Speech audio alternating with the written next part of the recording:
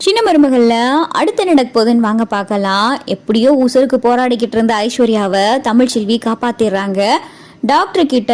அப்பதான் ஐஸ்வர்யா, டாக்டர் எனக்கு என்ன ஆச்சு அப்படின்னு சொல்லி ஐஸ்வர்யா கேட்க, நீங்க ரொம்ப கிரிட்டிக்கலா இருந்தீங்க, உயிருக்கு ஆபத்தான நிலைமையில இருந்தீங்க. அப்பதான் என்னுடைய ஸ்டூடெண்ட் தமிழ்ச்செல்வி எனக்கு ஃபோன் பண்ணி உங்களுடைய ரிப்போர்ட் எல்லாத்தையும் எனக்கு வாட்ஸ்அப்ல அனுப்புனாங்க.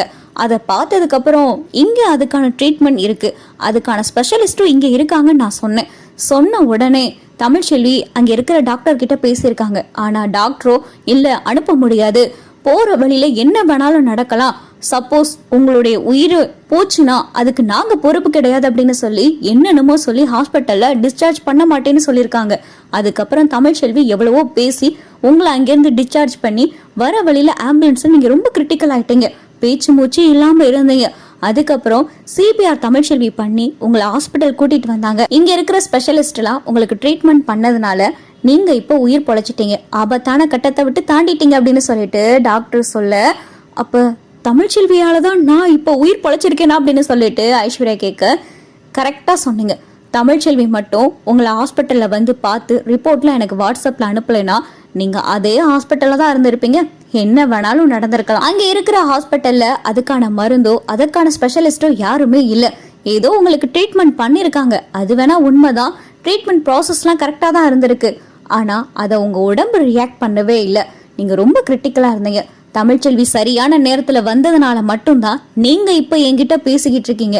நீங்க உண்மையிலே தமிழ்ச்செல்விக்கு தேங்க்ஸ் சொல்லணும் அப்படின்னு சொல்லிட்டு டாக்டர் சொல்ல, ரொம்ப நன்றி டாக்டர் அப்படின்னு சொல்லிட்டு ஐஸ்வர்யா சொல்லிக்கிட்டு இருக்கையில, சரி டாக்டர் நான் தமிழ்ச்செல்வி கிட்ட பேசணும், தமிழ்ச்செல்வியை வர சொல்றீங்களா அப்படின்னு சொல்லி ஐஸ்வர்யா கேட்க, சரிம்மா நான் வர சொல்றேன் அப்படின்னு சொல்லிட்டு கல்பனா டாக்டர் வெளியே வந்து, தமிழ் உன்னை ஐஸ்வர்யா கூப்பிடுறாங்க அப்படின்னு சொல்லிட்டு டாக்டர் சொல்ல, இங்க ஈஸ்வரி அப்படியே பதறுது, இவளை எதுக்கு கூப்பிட்டா, ஏதோ உண்மை சொல்லி தொலைஞ்சிடாம, இவளுடைய உசுரை காப்பாத்துனா அப்படி இப்படின்னு சொல்லி ஏதாவது உண்மை சொல்லி தொலைஞ்சிடாம அப்படின்னு சொல்லிட்டு ஈஸ்வரி அப்படியே பதறுது. ஏய் நில்லு, நீ எதுக்கு போற, இல்ல ஐஸ்வர்யா கூப்பிட்டான்னு டாக்டர் சொன்னாங்களே அப்படின்னு சொல்லிட்டு தமிழ் சொல்ல, அவங்க ஏதாவது சொல்லுவாங்க, நீ ஒன்னும் உள்ள போக வேணாம், நீ இங்கே இரு அப்படின்னு சொல்லிட்டு ஈஸ்வரி சொல்ல, அப்பதா அடியே நீ வாயை வச்சுக்கிட்டு சும்மாவே இருக்க மாட்ட, இவளால மட்டும்தான் இப்ப இவ உசுறு பொழைச்சிருக்கா, இவ மட்டும் வந்து ஆஸ்பத்திரியில அந்த ஆஸ்பத்திரியை விட்டுட்டு இங்க வந்து சேருங்கன்னு சொன்னா நீ கேட்டிருப்பியாடி, இல்ல உன்னாலதான் காப்பாத்திருக்க முடிஞ்சிருக்குமா, இவளாலதான் இவ இப்ப கண்ணு முழிச்சிருக்கா,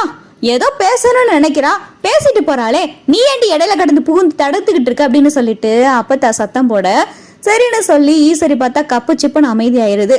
தமிழ் உள்ள போறாங்க, பின்னாடியே பார்த்தா சேதுவும் உள்ள போறாரு. ஐஸ்வர்யா இப்ப எப்படி இருக்கு ஐஸ்வர்யா அப்படின்னு சொல்லி சேது கேட்க, பரவாயில்ல மாமா, டாக்டர் எல்லா விஷயத்தையும் சொன்னாங்க அப்படின்னு சொல்லி ஐஸ்வர்யா சொல்ல, ஆமா ஐஸ்வர்யா தமிழ்ச்செல்வி சொன்னதுனாலதான் உன்னை இங்க கொண்டாந்த அப்படின்னு சொல்லிட்டு சேது சொல்ல, அப்பதான் தமிழ்ச்செல்வியோடைய கைய ஐஸ்வர்யா பிடிச்சு, தமிழ் ரொம்ப நன்றி தமிழ் அப்படின்னு சொல்லிட்டு ஐஸ்வர்யா சொல்ல, ஐயோ ஐஸ்வர்யா என் பிள்ளை உசுரை காப்பாத்துறதுக்காக உங்க உசுரை பணிய வச்சிருக்கீங்க, அப்ப உங்களை கண்டிப்பா எப்படியாவது போராடி காப்பாத்தன்னு தான் எனக்கு தோணுச்சு, அதனாலதான் எனக்கு தெரிஞ்ச முயற்சியெல்லாம் நான் ட்ரை பண்ணேன், எனக்கு எதுக்கு நன்றி சொல்றீங்க, இதுக்கான ஸ்பெஷலிஸ்ட் இங்க இருந்தாங்க, அவங்களாலதான் நீங்க உயிர் பொழைச்சிருக்கீங்க அப்படின்னு சொல்லி தமிழ் சொல்ல, இல்ல தமிழ் என்னை சேர்த்ததோ வேற ஹாஸ்பிட்டல், அங்கிருந்து அவங்க கிட்ட பேசி போராடி அதுக்கப்புறம் இங்க கொண்டாந்து வர வச்சதுல எல்லாமே நீங்க தானே, நீங்க மட்டும் வராம இருந்திருந்தா இப்படி நான் உங்ககிட்ட பேசி இருந்திருப்பேனானே தெரியல அப்படின்னு சொல்லிட்டு ஐஸ்வர்யா சொல்ல, ஐஸ்வர்யா பழசெல்லாம் விடுங்க, நீங்க இப்ப நல்லா இருக்கீங்கள, உங்களுடைய உடம்பு இப்ப பரவாயில்ல அப்படின்னு சொல்லிட்டு தமிழ் கேட்க, நல்லா இருக்கேன் தமிழ் அப்படின்னு சொல்லி ஐஸ்வர்யா சொல்ல, சரி நான் கிளம்புறேன் அப்படின்னு சொல்லிட்டு தமிழ் வெளியே கிளம்ப, அப்பதான் தமிழ்ச்செல்வியோடைய கையை பார்த்து ஐஸ்வர்யா பிடிச்சுக்கிறாங்க. தமிழ் நான் உன்கிட்ட மன்னிப்பு கேட்கணும் அப்படின்னு சொல்லிட்டு ஐஸ்வர்யா சொல்ல, மன்னிப்பா ஏன்கிட்டயா, எதுக்கு ஐஸ்வர்யா அப்படின்னு சொல்லி தமிழை கேட்க, இல்ல தமிழ் என் குற்ற உணர்ச்சி நீ கொன்றும் போல, இனி இந்த அளவுக்கு நான் பேசுற அளவுக்கு என் உயிரை காப்பாத்திருக்க நீனு, எனக்கு உயிர் கொடுத்தது என் அம்மானா, இப்ப நான் 2வது தடவை உயிர் பொழைக்கிறதுக்கான காரணம் நீதான், இப்படிப்பட்ட உன்கிட்ட இந்த உண்மையை சொல்லாம என்னால முடியாத தமிழ், நான் சொல்லிடுறேன், நீ நினைச்சுக்கிட்டு இருக்கியே உங்க அப்பாவுக்கு நீ தான் போன் பண்ணி ஜெனிக்கும் சக்திக்கும் கல்யாணம் பண்ணி வைக்க சொன்னதுன்னு இந்த வீட்டுல இருக்கிற எல்லாரும் சேது மாமா கொண்டு நம்பிக்கிட்டு இருக்காங்களே, அது நீ கிடையாது அப்படின்னு சொல்லிட்டு ஐஸ்வர்யா சொல்ல, ஆமா அது நான் கிடையாதுதான், நான் போன் பண்ணவே இல்லை எங்க அப்பாவுக்கு அப்படின்னு சொல்லிட்டு தமிழ் சொல்ல, அப்பதான் சேது எப்ப பார்த்தாலும் இதே திரும்ப திரும்ப சொல்லிக்கிட்டு இருக்க அப்படின்னு சொல்லிட்டு சேது சொல்ல, மாமா தமிழ் சொல்றது உண்மைதான் மாமா அப்படின்னு சொல்லிட்டு ஐஸ்வர்யா சொல்ல, என்ன ஐஸ்வர்யா சொல்ற அப்படின்னு சொல்லி சேது பயங்கரமா அதிர்ச்சி ஆகுறாரு.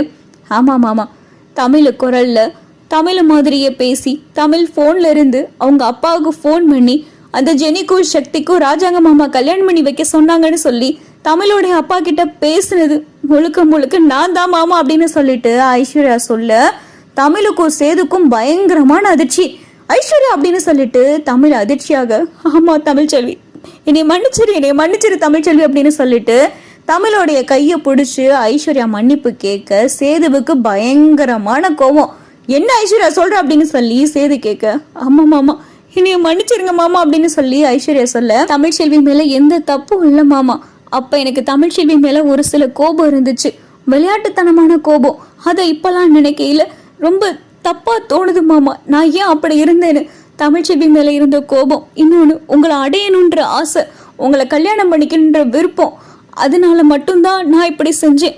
இப்படி செஞ்சா உங்களுக்கும் தமிழ்ச்செல்விக்கும் ஒரு பிரிவு வரும். அந்த பிரிவை பயன்படுத்தி நான் உங்களை கல்யாணம் பண்ணிக்கலாம்னு ஆசைப்பட்டேன். ஆனா அது இப்படி நடக்குன்னு எனக்கு தெரியாது. தமிழ்ச்செல்வி மொத்தமா அந்த வீட்டை விட்டு போவாங்க, உங்களுக்கும் தமிழ்ச்செல்விக்கும் எந்த உறவுல ஆகும்னு நான் நினைச்சு கூட பார்த்ததில்ல மாமா. நான் செஞ்சது தப்பு மாமா, என்னைய மன்னிச்சிருங்க மாமா.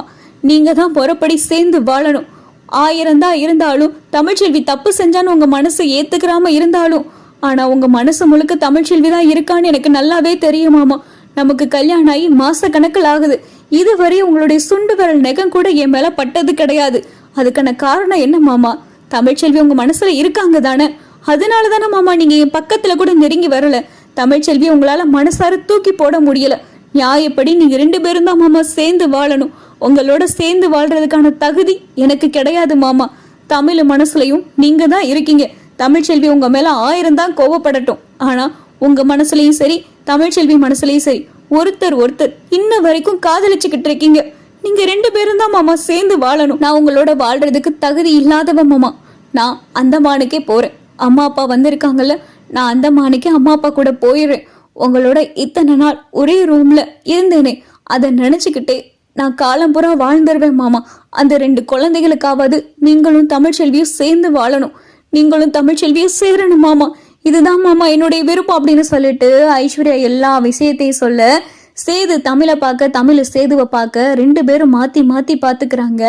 சேது தமிழ் பக்கத்துல வராரு. தமிழோடைய கைய பிடிச்சு, என்னை மன்னிச்சிரு தமிழ், செய்யாத தப்புக்கு உனக்கு நான் தண்டனை கொடுத்துட்டேனே, என்னை மன்னிச்சிரு தமிழ் அப்படின்னு சொல்லிட்டு சேது பட்டுன்னு பார்த்தா தமிழ்ச்செல்வியோடைய காலில் விழுக தமிழுக்கு பயங்கரமா அதிர்ச்சி ஆகுது. ஐயோ என்னங்க, என்ன செஞ்சுக்கிட்டு இருக்கீங்க, எந்திரிங்க முதல்ல எந்திரிங்க அப்படின்னு சொல்லிட்டு தமிழ் சொல்ல,